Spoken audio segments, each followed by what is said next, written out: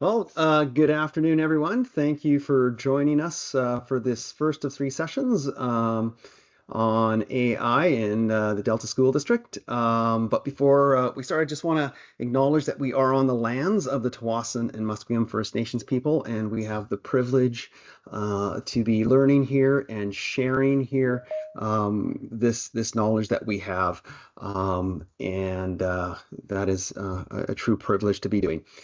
Looks like there's not a huge group with us today. Um, if you have any questions as we go along, please take a moment and you can type your questions into the chat. I'm here alone, so I'll do my best to sort of acknowledge those questions as they come in. Um, I'm just admitting some people. Yeah, okay. So just ask those questions in the chat and I'll try to answer them as we go along. So like I said, this is the first of three sessions. Today's is on guidelines. The next one is on some assessment ideas and tools. And then the last one is more on the tools. This first session, I admit, is probably the driest of the three sessions, but it's probably also the most important because in this session, we sort of look at guidelines. And I hope that when you come away from this, you're able to have a better idea in terms of how we're looking at AI in the Delta School District. So I'm just going to minimize my presentation just for a quick second because I want to type or put the slides link in the chat. So if you want the slides, they are there. And so they are now available to you.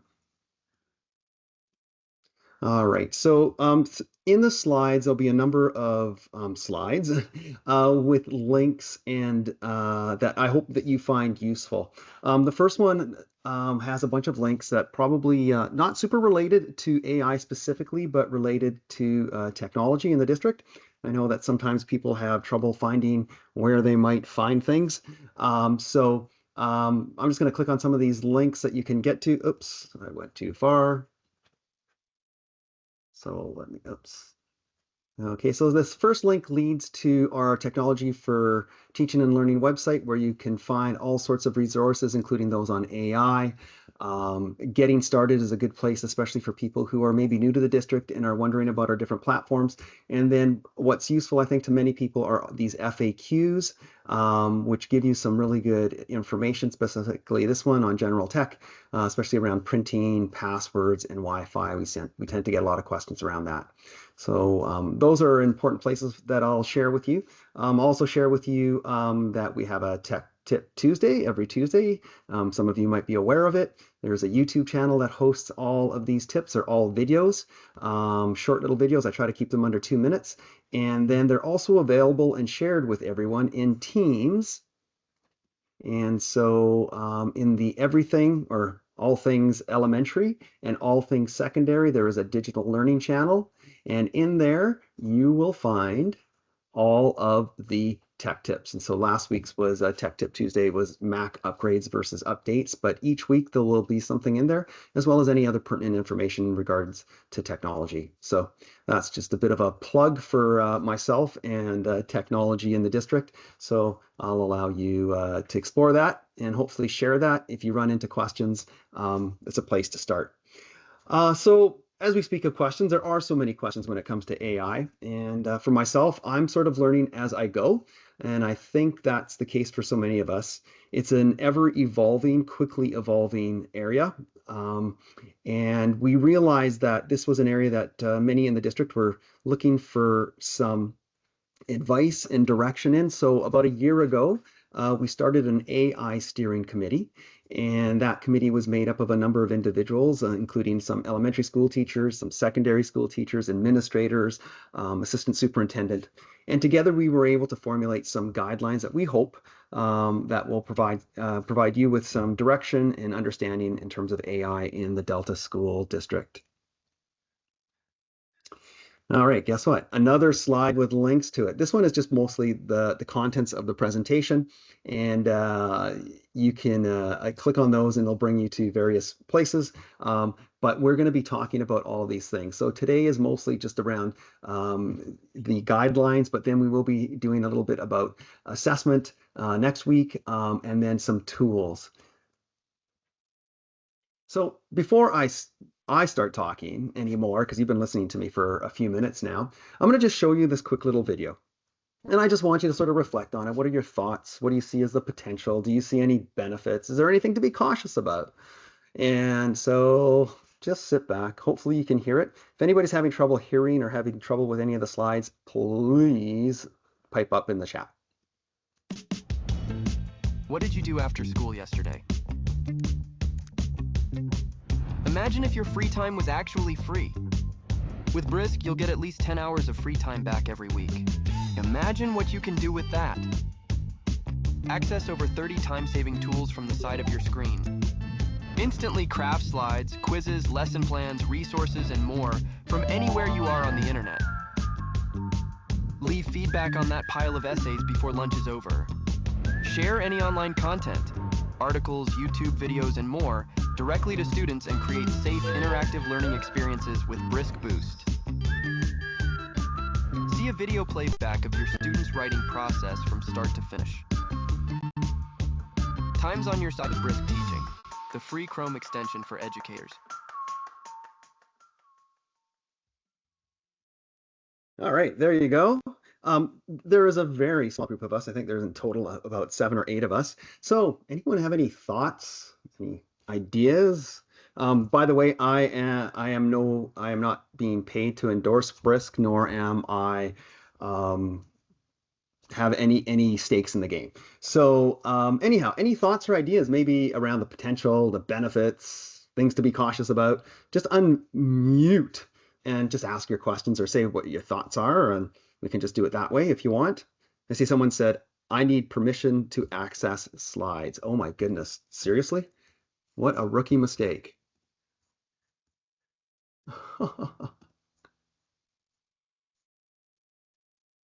Done. Okay, sorry, Joy. Let me put that back in the presentation. For the rest of you. There we go. Okay. All right. Wow.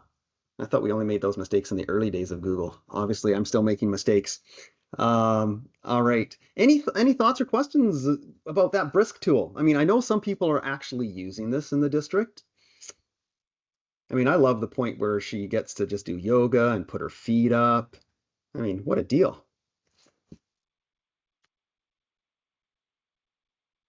Oh, I think someone's gonna, oh, I saw someone's screen pop open for a second, but no. Okay. All right. Well, and my initial thoughts were like, oh wow, that sounds pretty great. And there's a lot of potential there. And some of the tools that are within Brisk are really helpful and can make our lives far more efficient as teachers. The good news is, if you come back for the third session, or maybe you've already discovered them, we have sort of released a set of tools very similar to those that they just showed you in Brisk that are part of our Google environment. And I'll be highlighting that in the third week or the third session when we talk about this. But this tool does have some benefits, like I said, but then there are some sort of things I think that we need to be cautious about. Developing materials for ourselves as teachers, whether they be assessment materials or resources, teaching materials, is fine. But the part that would be of concern is uploading student information up to Brisk and having it do the assessment for you. And I'll talk a little bit more about that as we go along. So, AI can make life a whole lot easier. So to help you, I've also provided these slides to help you as you go along, to quickly link back to maybe some of the things that I've talked about. But those are more links. Like I said, there's going to be a bunch of slides with links in them that should be able to help you to get around. So when we talk about AI, I think there's a few things to sort of be initially, to think about initially before we use it. And as I've been reading and doing some research and talking to others, there's a couple of things that seem to come to mind fairly often. And the first one is around the whole area of domain expertise. And really that's just about knowing your stuff, like being an expert in the area that either you practice in or just knowing what you do. Because without that domain expertise, AI sometimes isn't very helpful and we can be fooled. So I use the example of, let's say you want to build a chair out of wood. And so you ask whichever tool, you want to develop a plan, tell me what tools to use, tell me exactly what to do um, uh, to build a chair. So it produces this, but I'm not a carpenter. I don't know how to use the tools, so I don't know how to cut things. I don't even know what a good joint would look like. So when I sit in the chair, is it going to fall apart? So without that domain expertise, I might have a plan, I might have an idea, but it may not be a good one because I'm not aware of all the pitfalls. I'm not aware of what might be true and what might not be true. And within AI, we hear of the term hallucinations. And hallucinations are when AI makes up things.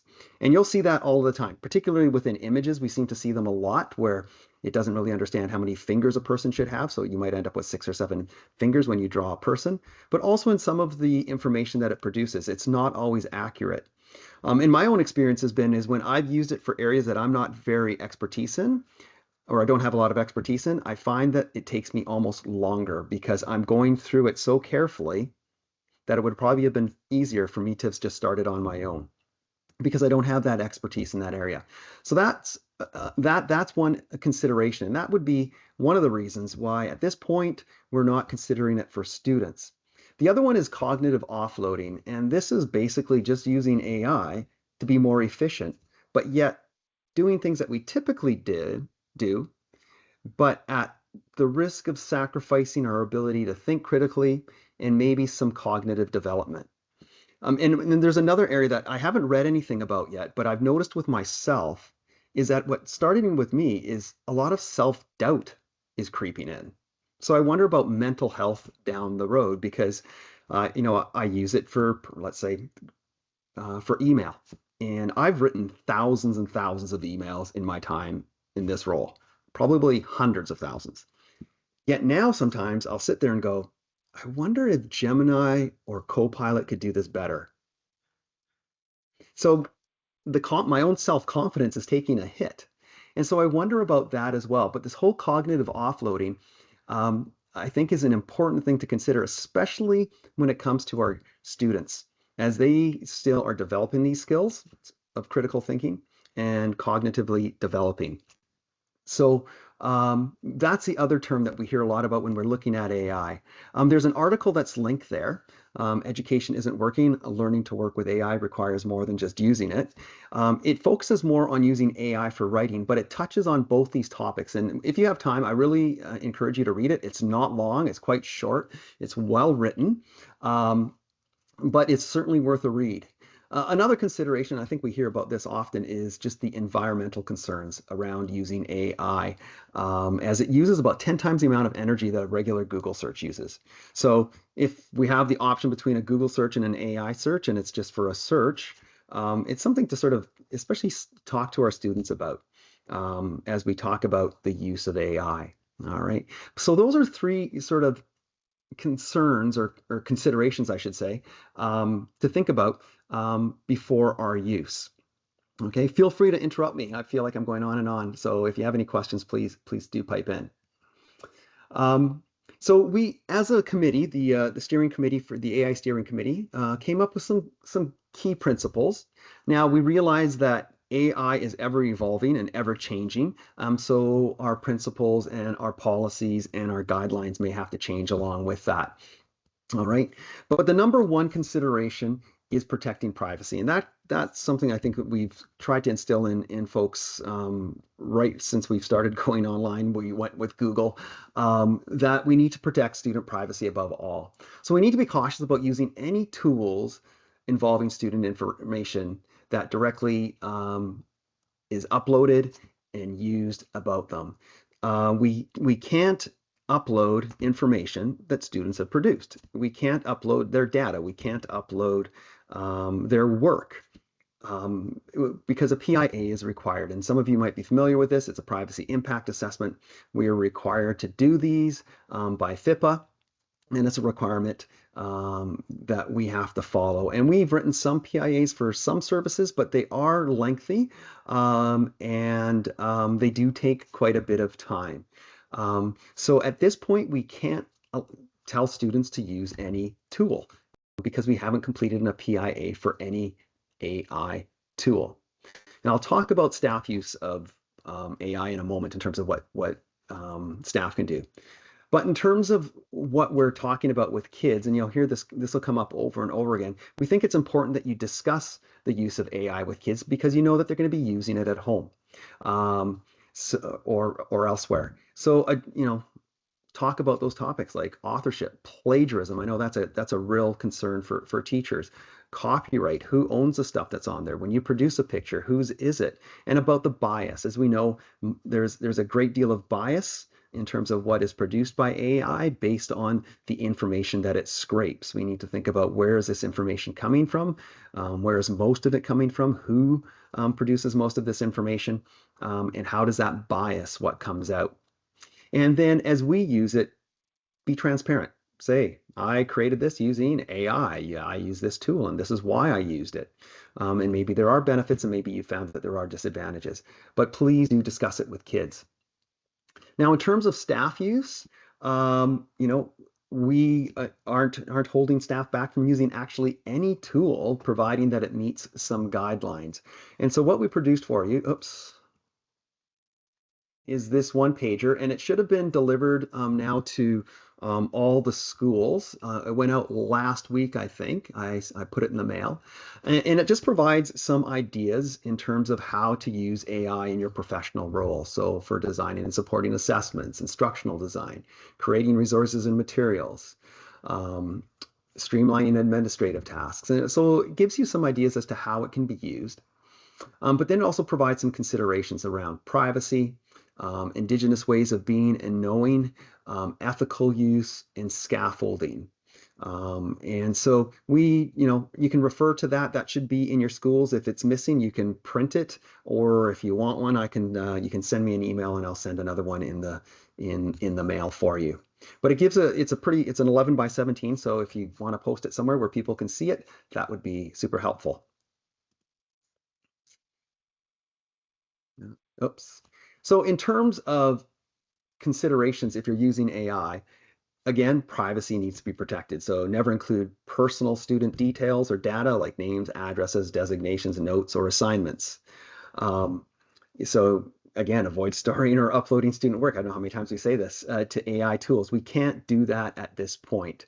I know that Brisk tool made it look super awesome because you'd have everything marked and done by noon, and you could put your feet up and you could play the drums and you could do your yoga because it was going to take care of everything. Unfortunately, we cannot do that. And as a teacher, I worry about that because how well would I get to know my students if I was allowing AI to do all this work for me? So that's consideration. And I talked about bias and accuracy. That needs to be assumed and reviewed. So always double checking what AI produces is necessary because we don't know what kind of mistakes it's going to make. We don't know what kind of bias it is. So it needs to be reviewed. And that leads into how your judgment matters because what it produces is just a starting point, not a final product. So often, I'll create something, but with AI, but the final product that I eventually use is far different than what I started with. And so that's your responsibility, just like as if you would go on a field trip or produce any other piece of work for your students. You need to review it carefully. And make sure that it's accurate. And it's something that is worth sharing with students. All right. The last one there is sometimes you'll might utilize a tool because we're really not restricting teachers from using any AI tool, providing that no student data is uploaded. But also, it's important that you don't authorize any tool to access things like your Google Drive or your OneDrive. Sometimes they'll ask to access that, and you should not be using that tool or allowing it to do that, with the exception of Microsoft Copilot when signed in with your Delta Schools address, or Gemini when signed in with your Delta Learns Google account. Then that's permitted, but something like Classroom would not because it would allow access to your students.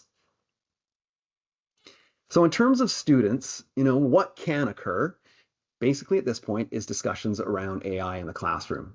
All right, again, doing it in an age-appropriate way, discussing ethical use, privacy, bias, all of those things. And next week's session, I'll provide some links and resources that can be used in the classroom to talk to students about this. So certainly talk about it to your kids.